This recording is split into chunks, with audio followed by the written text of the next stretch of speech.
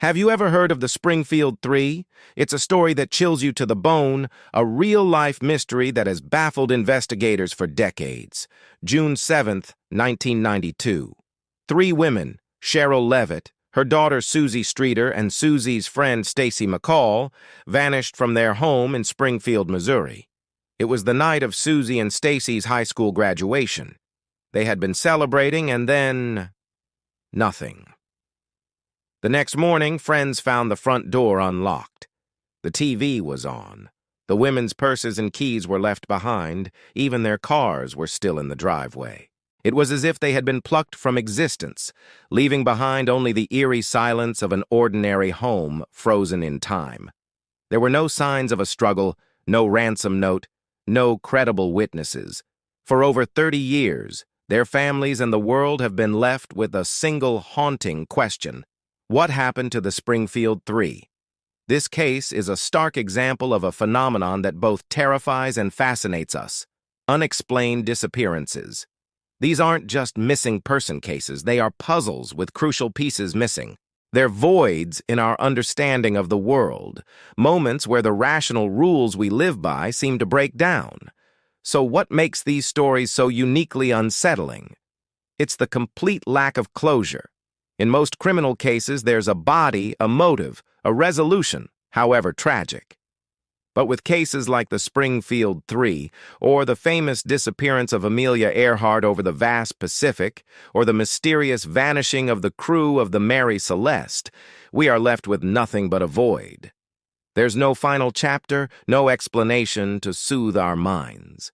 It's the ultimate what if. This profound uncertainty taps into some of our deepest fears. The fear of the unknown, the fear of losing control, the fear that someone or something can simply erase you from the world without a trace. It's this ambiguity that fuels our endless fascination. We become amateur detectives, poring over details, developing theories, and hoping to be the one who finally cracks the code. Societies have always been drawn to these stories. They become modern folklore, cautionary tales whispered around digital campfires. We create documentaries, write books, and launch countless podcast episodes dedicated to dissecting every shred of evidence.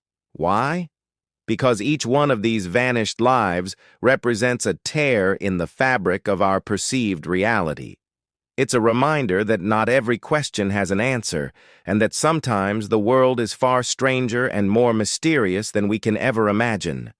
The emotional toll on the families left behind is immeasurable. They are trapped in a state of limbo, unable to mourn, unable to move on. Every phone call, every knock on the door could be the news they've been waiting for years, or even decades. Their lives become a perpetual search, a constant state of hope and despair. Their pain becomes a public spectacle, yet their private grief is a burden few of us can truly comprehend. Today, we're going to delve into some of the most perplexing and enduring cases of unexplained disappearances in history. We'll explore the facts, examine the most compelling theories, and try to understand why these stories continue to hold such a powerful grip on our collective imagination. We'll look beyond the sensational headlines and into the human stories at the heart of these mysteries. Let's start with a case that feels like it was ripped straight from a science fiction script: the disappearance of Frederick Valentich. Valentich was a young Australian pilot with a passion for flying. On October 21, 1978, he took off in his single-engine Cessna for a routine training flight over the Bass Strait. The weather was clear, the flight was simple. But what happened next was anything but. During the flight, Valentich radioed Melbourne Air Traffic Control to report a strange aircraft flying near him. He described it as a large, elongated craft moving at high speed with 4 bright landing lights. He told the controller, "It seems to be playing some sort of game. He's flying over me." He described the object's metallic surface and a green light. Then his transmission was interrupted by a strange, metallic scraping sound. His last words were, "It's not an aircraft." Then silence. Frederick Valentich and his Cessna were never seen again. An extensive search operation found nothing, No wreckage, no oil slick, no sign of the plane or its pilot. The official investigation concluded that the cause of the disappearance was undetermined. But the theories, they run the gamut. Some believe Valentich became disoriented, saw the reflection of his own lights on the water, and crashed. Others suggest he staged his own disappearance.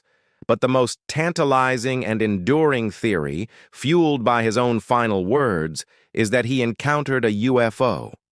The area, known as the Bass Strait Triangle, had a history of strange sightings. Could Valentich have been an unwitting victim of an extraterrestrial encounter?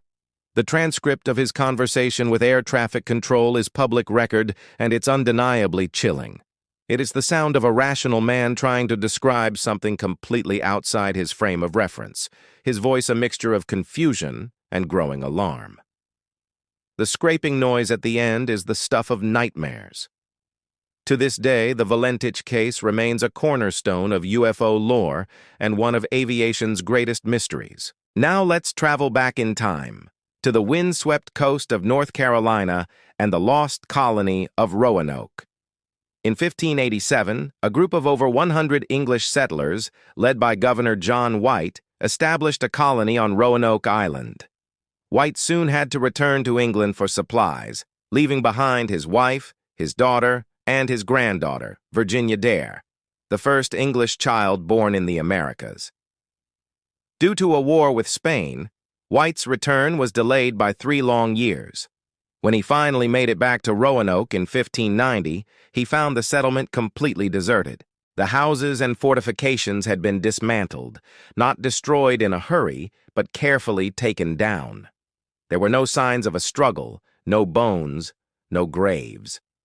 The only clue left behind was a single word carved into a post: Croatoan. Croatoan was the name of a nearby island and a local Native American tribe. Before he left, White had instructed the colonists that if they had to move, they should carve their destination into a tree. If they were in distress, they should carve a Maltese cross above it. There was no cross. This suggested they left voluntarily. So, what happened? Did they move to Croatoan Island and assimilate with the tribe? This is the most widely accepted theory. There are some tantalizing pieces of evidence, like reports from later explorers of gray-eyed, fair-haired individuals among Native American populations in the area, but no definitive archaeological evidence has ever been found to prove it. Other theories are darker. Were they wiped out by a hostile tribe? Or perhaps by a disease that swept through the colony? Or did they try to sail back to England on their own and get lost at sea? The mystery has endured for over 400 years, a foundational ghost story of the New World. The image of John White finding nothing but an abandoned settlement and a single cryptic word is one of the most haunting in American history. The fate of the lost colony of Roanoke remains a historical black hole, a community that simply vanished from the pages of history. These cases, separated by centuries and continents, share a common thread: a profound and unsettling lack of information. It's this vacuum of facts that invites speculation, myth-making, and our own deepest anxieties. The human mind craves patterns and explanations. When we don't have them, we create them. The Springfield Three, Frederick Valentich, the Roanoke colonists.